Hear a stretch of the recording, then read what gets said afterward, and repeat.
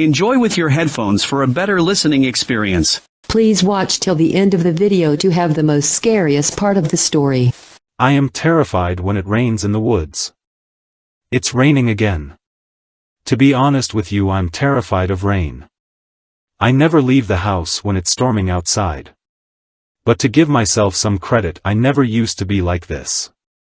I used to love watching the rain fall from outside the windows, but now I always have my curtains pulled tight across the edges of the windowsill.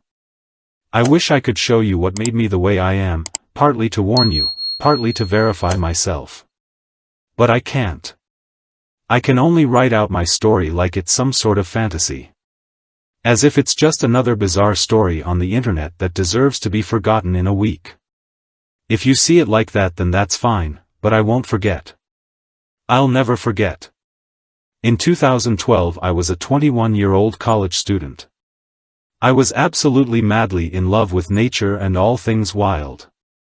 I had spent my childhood roaming up and down tree lines fantasizing about mythical creatures and fantastic monsters. Now there I was in 2012 as an adult, studying forestry with dreams of defending those tree lines and fantasies I held so dear. I was absolutely ecstatic when my professor announced an opportunity for some extra credit. He suggested that we spend a few days of our upcoming break walking along some trails and paths to remind ourselves why we were doing what we were doing. As an avid hiker, I knew of a hiking trail a few hours over from our town that offered plenty of room to walk with very little crowding. The only ones who really walked more than a few minutes down the trail were the park rangers, and the chances of seeing one of them on the ever-winding and expanding trails of the forest seemed small. "Hey Lily, want to take a trip down to the preserve with me?" I asked as the bell finished tolling, signaling the end of the school day.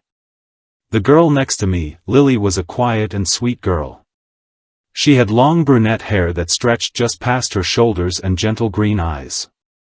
She was the type of person who people admired from afar. Beautiful but silent. A passing joke or compliment would make her smile, but she'd very rarely comment back. To most that'd make them move on to the next person. To me, that made me want to be closer to her. We'd been friends for a while at this point. Whether or not any sort of romantic intent was had between us I couldn't say. We just knew we connected on some sort of level. "Yeah, of course. Just tell me when." She looked into my eyes with a soft smile on her face. I smiled back at her. I hoped this trip would turn out well. A few days passed. Lily and I spent our free time in stores gathering food, supplies, and tents together. Soon enough we were all packed up and ready to head out. We took my small car with our bags tied down on the roof and took the highway a few hours east. By the time we got there it was mid-afternoon, still plenty of time to walk but also a bad time to find parking. There were plenty of people here walking their dogs, setting up lunches and walking the paths. "I thought you said it'd be quiet?" Lily asked with a slight snicker. I rolled my eyes in response. "I'm sure these kids aren't planning on hiking a few days in. It'll get quiet, I promise." I spun around and began taking our large packs off of the roof of the vehicle. For as big as they were surprisingly easy to carry. Lily slipped the straps over her shoulders and waited for me to start heading towards the park. As we approached the trail's entrance we saw a ranger loosely standing guard. "You guys heading in?" he asked. There was no hostility or caution in his tone, he was just merely asking a simple question. "Yeah, that's all right, right?" I questioned the fit middle-aged man. "Of course, just let me know your names and take my card. If you need anything call down to the station. There are a couple ranger shacks deeper in, feel free to use them if you need to, just make sure to clean up." The ranger gave a welcoming smile and handed me a small business card for the local ranger station. "Thank you." "Oh, and my name's Max, this is Lily." Lily gave a small nod at the ranger and he nodded back respectfully. "Well, Max and Lily, you enjoy yourselves out there. We'll be patrolling around, so if you see us don't be scared to say hi." With those words the ranger backed away from the entrance and we began our trek. We spent half of the first day slowly walking in quiet appreciation. There's something so liberating about walking with no time limit. It's like all of the world's stress slides right off your back and the only thing you have to worry about is yourself. In that exact moment you're all that matters. No bills, no studies, no cares. Just avoid snakes and strange plants and you're all set. It wasn't too long into our journey before the sun began to nestle itself behind the trees and the warm, but steadily dropping, temperature of the late afternoon's winds began sweeping under our sweaty clothes. Let's find a clearing to settle into, Lily said, her head tilting from one direction to the other looking for a place to set up. I nodded in approval and saw a small opening further down the path, clearly made by others who took a similar trip. It only took a few minutes to set up our tents in the clearing and to start a small fire. After all that walking and hard work we were finally ready to be off our feet for a while. Lily plopped herself down on the opposite side of the fire I was sitting at and pulled out a granola bar to eat. I felt a rumble in my stomach and pulled out one of my own. This place is really beautiful, she said, taking a large bite out of the bar. Yeah, haven't seen many animals yet though. I unwrapped my food and placed it on my lips ready to take a bite. I quickly glanced over at Lily and froze. In the increasingly darkening forest just off the trail, just behind Lily, was something about the size of half a football. It was cloaked in the darkness but I assumed it had to have been some sort of small critter. I began to squint my eyes trying to focus on it but whatever it was seemed to fade out of existence going straight into the ground. Everything all right? Lily asked. I realized it must have seemed like I was staring at her with food half in my mouth. I laughed and shrugged, shaking my head softly. Yeah, sorry, I thought I saw an animal or something off in the woods. It was small, could have just been a rabbit or something. It must have burrowed into the ground though. My friend peered over her shoulder into the silent woods and looked around. I knew she wouldn't see anything, whatever it was left as quickly as I caught sight of it. We ended up finishing our meal, extinguishing the fire and climbing into our separate tents. I slept like a log, all of that walking put me out like a light. It wasn't until the morning that I woke up. I stumbled out of the tent nearly tripping on the small fabric ledge at the exit of my portable shelter. The hot and humid summer's morning sun hit me like a pile of bricks. Just so you know, I think we need to watch out for snakes, Lily said softly while I was wiping my brow. I looked over at her to see her undoing the tent supports from the forest floor. Did you see one? I asked, bending down and following suit with the camp cleanup. I think so, I heard something rubbing on the bottom of my tent last night. I opened my eyes and the indents on my walls looked like a pretty thick snake trying to wiggle its way in. She didn't seem bothered by the potential late-night visitor so I kept her warning in my mind but continued on. As our journey went on we realized that every step we took there was another blotch in the sky. Somehow a storm was brewing overhead that none of the forecasts we had watched warned us of. How much longer until it rains? Lily was interrupted by a large thunderclap nearby in the clouds. I felt the earth tremor below us before a few raindrops began falling from the dimly lit sky. Thanks, Lily, I said, arching my head towards her direction. She scoffed and I laughed. The rain was little more than a small drizzle at that moment but it was clear it was going to get worse. Let's hurry and find a place to set up. I watched as she began to increase her pace, slowly moving from a walk into a jog heading deeper down the trail. I followed suit right next to her. For a while it seemed like we weren't going to find a clearing anytime soon. We were already on the verge of being considered undoubtedly drenched and to our luck, at that exact moment of thought, another strong explosion of thunder erupted from above. This time the floodgates were opened. Rain began to fall with a purpose and with enough force to erupt on impact, splashing everything nearby with the drop's watery contents. Hey, right over there, I heard Lily yell out, just barely audible through the thunderous rain. She was running off of the main path down a small side trail nearby. I looked at where she was heading and saw a small cabin. I ran off the path with her. With each step more and more mud thrust itself against my legs. I increased my speed hoping to catch up to my light-footed friend, but something caught me off guard. The tip of my foot slid underneath something and my momentum carried me downwards, face first into a mud bath. For a few seconds I was dazed, just laying down in the runny muck pit. I eventually looked down to my feet and saw what looked like a thin tree root also caked in dirt erupting out of the ground. But as my eyes kept on the root, those initial assumptions fell to the wayside.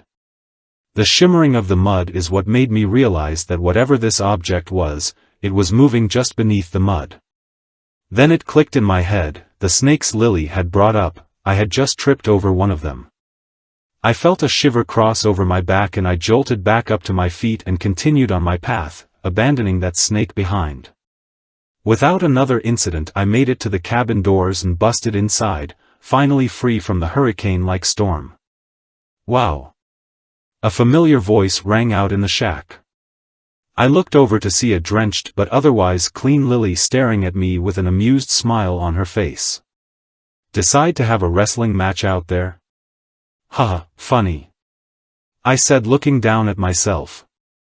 Mud was dripping off of just about every pore of my body.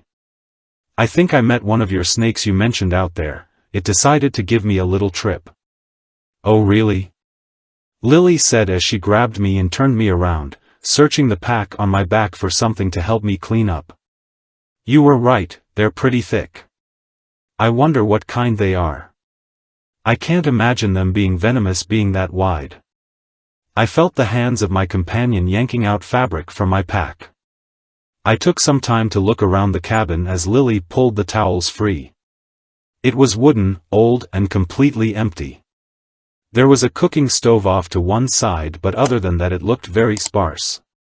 Clearly it was only meant for a quick one-night stay. Here, get yourself cleaned up. I turned back around and Lily handed me a bundle of towels. I immediately wiped off my face and brow. The dirt was already starting to dry and stick to my skin. Thanks. I replied to her as she began setting up her things. I put my pack down against the door and walked over to a window, still wiping myself down. I watched as the rain continued its assault on the earth, the dirt running like rivers down the valleys and trails, both natural and man-made. It looks terrible outside, I remarked. I heard, and a small groan of acknowledgement comes from behind me. I let my eyes trail over the forested wetland over to the path we took to get up here. My body locked up when I saw something right where I tripped. Something was protruding from the ground like a small pillar. I rubbed the inside of the window fruitlessly to clear off the fog and obstructing rain. I could barely make out what looked like a thick, partially submerged branch broken off on one end with small twigs splintering off skyward.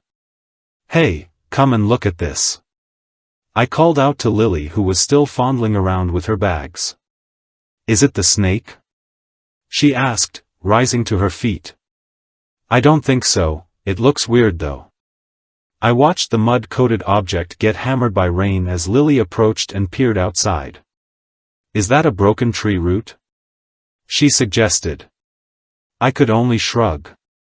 Whatever it was wasn't moving. Wait, Lily chimed in again, look at the color. As more and more of the rain ran its way down the object, the less obstructed by mud the object became. I narrowed my eyes, pushing past the raindrops on the window, and noticed exactly what Lily was talking about. Whatever was under that mud was a pale shade of gravy. Oh my God! Lily gasped and grabbed her mouth. What is it? I turned and looked at her, my eyebrow upturned in confusion. Look at the end of it, she said, holding her breath. I turned my gaze back outward and focused in. I felt my heart drop. Fingertips. It was an arm reaching out of the ground, still as the grave. Oh my God, my voice wavered slightly. We should call the rangers and get them out here. Where's their card? She asked, hand extended towards me. I reached into my pocket and pulled out a wet but legible business card. Without hesitation, Lily snatched it out of my hand and began dialing the number in.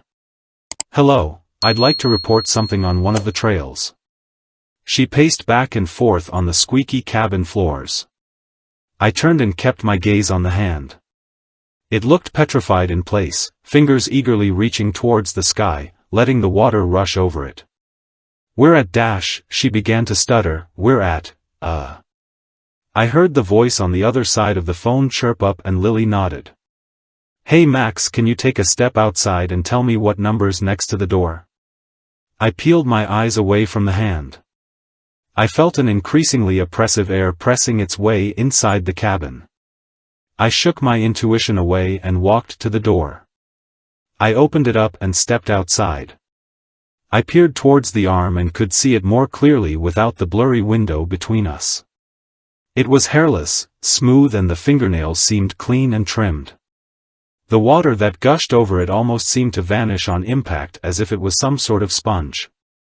I had to force my eyes away from it to view the number on the wall. 17. I took a deep breath, repeating the number in my head before the sound of a loud clap echoed off behind me. I jumped slightly on edge. I turned back towards the direction of the arm and saw nothing in its place. Just the mud quickly running down the trail. I swallowed hard and rushed back inside. The number's 17, but I think the arm fell back into the mud. It's not there anymore. Lily's eyes went wide as she relayed that information over to the dispatcher. It wasn't too long until she pulled the phone away from her ear and hung up. "They told us to stay put and that this storm's not going to pass anytime soon. They said they've got a ranger on the way and the police have been informed, but it might take them a while to reach us out here." I bit my lip and looked back outside towards the empty path. I hope it didn't get dragged away by the current. I mumbled. Lily came up right beside me, joining me at the window. "I'm sure they'll be able to follow that mud slick down to wherever it goes. On the bright side, that rain cleaned you up a bit." She gave a reassuring smile and I looked down at myself. My clothes were still riddled with mud, but the rain on my skin seemed to have washed away most of the dirt. "I guess that's always a plus," I said stoically. "Come on Max, let's make ourselves at home at least. I'll just lock the door in case, well, you know." Her voice trailed off. "In case there's a killer out there?" I mumbled at her as she walked over to the door and flipped the lock. She turned around and averted her eyes from my gaze, choosing instead to continue her mission of getting set up. After a few minutes of silence, we had our food laid out in front of us. We had agreed that once the ranger gets here our little expedition was over. We had seen more than enough in just the past 2 days than we could have in a lifetime. "Let's eat and try to get some sleep," I said, chowing down on some extra rations. Lily nodded and joined in on the feast. With full stomachs we set up for bed. I noticed my friend kept looking out towards the darkened windows. I could feel tension in the air. "Everything all right?" I asked. Lily shook her head dismissively. "I just feel weird, like I'm being watched." "I'm sure it's nothing, but just to be safe dash." She ripped off her pillowcase then mine before walking over to the windows and draping them over the glass as makeshift curtains. "I just don't want anything looking in at us while we sleep." "I don't blame you." I made my way to my bedroll and ceaseless pillow before lying down, trying to get comfortable. Lily did the same. It was a few hours into the night before I heard Lily's hushed voice. Max, wake up, do you hear that?" I opened my eyes less groggy than I expected and met Lily's gaze. She was staring at the wooden door of the cabin. I spent a few seconds watching the door before I lightly saw the handle of the door jiggle. Someone was trying to get in. "What do we do?" Lily asked. I was speechless. "Maybe it's the dash." Our whispered conversation was interrupted by a loud knocking coming from the other side of the wooden door. Bang! Bang! Bang! I jumped to my feet. It's got to be the cops. I began my slow meticulous walk to the door. "Who's out there?" Silence. Hello? I yelled again. Abruptly the banging started again, loud enough to drown out my voice. I took a step back from the door and kneeled close to the ground. Each impact on the door rocked the wooden frames of the small cabin. I watched as one of the pillowcase curtains began to slowly slip off the window. "No," Lily whispered, tears in her eyes. I rushed over to the window just as the fabric fell and was met face to face with the darkness outside. The banging on the door stopped suddenly. I very carefully kneeled down and grabbed the fabric in my hands to toss back over the window. Thud. Appearing out of the darkness was the palm of a hand. It slapped the window with a heavy force. I could only see the pale palm in the shroud of blackness outside. I quickly threw the pillowcase back on the window and backed up to Lily. She was shivering, her eyes wide with fear. That was the hand, Max, that was the hand that was outside earlier. I felt my heart drop into my stomach. I wrapped my arms around Lily for as much my comfort as hers. Thud. Thud. Thud. Thud. Thud. Thud. Thud. The wet palm of the hand kept slapping against the glass. I could hear ripples of crack spreading along the windowpane. I squeezed onto Lily as she balled up and kept my eyes focused on the pillowcase covering the glass, hoping it wouldn't fall and expose that lifeless arm again. With one last thud it stopped. A light shone through the fabric of the window mere seconds after the attack halted. I could hear the struggling sounds of wheels rolling up towards the cabin. I let out a sigh and a prayer that the Rangers had finally made it. With the sounds of the wheels stopping just a few yards away, I finally heard a voice call out from the void outside. "Lily? Max? You in there?" The voice sounded familiar. It was the Ranger from the day prior. I slid to my feet, dragging Lily with me. "Yeah, we're inside, but someone's out there," I yelled. I rushed over to the door and opened it to see the Ranger standing stiff off in the middle of the small opening in front of the cabin. He was facing us, but the light from his rover coupled with his hat covered his body in intense shadows. His body seemed rigid. "Come out of that box and we'll get you home," the Ranger said. His voice seemed different this time, disjointed from his body. I stayed quiet. Something was very wrong here. "Step out of there. Now," the voice grumbled, unrecognizable from earlier. "Are you all right?" I called out a little more than a whisper. "Of course I am, can't you see my smile?"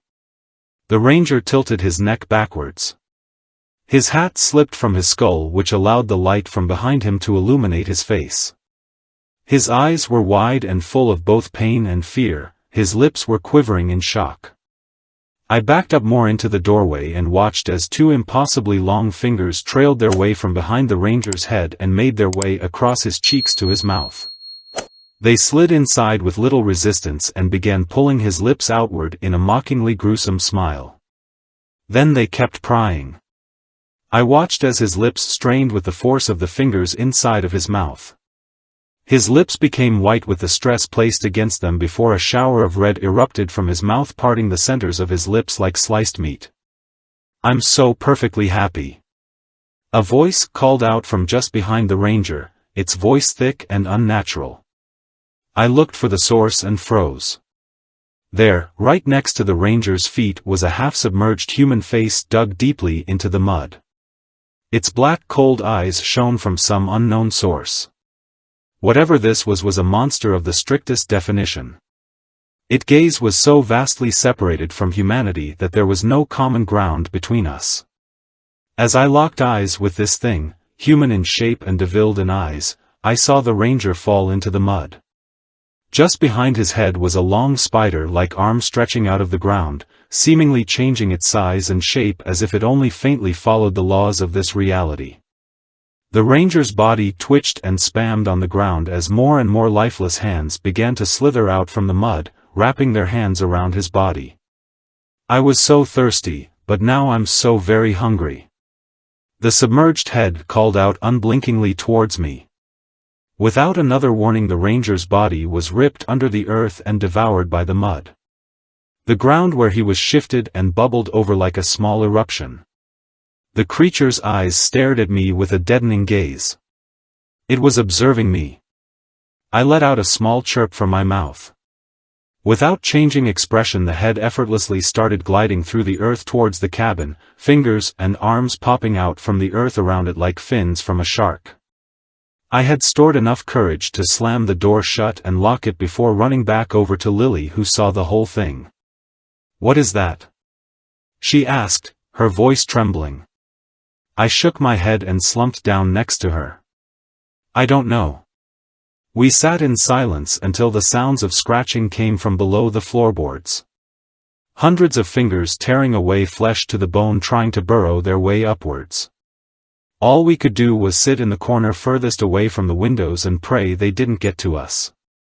That night we watched as the floors pulsated upwards and downwards as the foundation began to crumble. Those arms were going to drag us and our wooden coffin downwards into the earth. I didn't know what to do. I sat there as the floor cracked open and mud crept up through the seams of the boards like blood flowing from a vein. I sat waiting to die, but Lily had other plans. She grabbed my hand and yanked me up my feet. She stared at the door for a split second before sprinting off with me in tow. She bursted open the door and ran towards the ranger's vehicle. Luckily for us, the ranger never shut it off before the earth took him down. We both hopped on its seat and zipped off the path back from where we came. I hazarded a glance back towards the cabin to see it crumbling into the ground, but there was something else there. Still half submerged on the path mere yards away from us was that unblinking head. Its black eyes shone dead set and emotionless on our escape. We kept driving and driving for God knows how long, until we hit some other rangers who were on a scouting mission up to us and their missing comrade. We told them everything we could, but the looks of disbelief said enough to us. We were labeled as emotionally distressed and unreliable witnesses. The powers that be listed the disappearance of the ranger and the cabin as accidental by case of mudslide.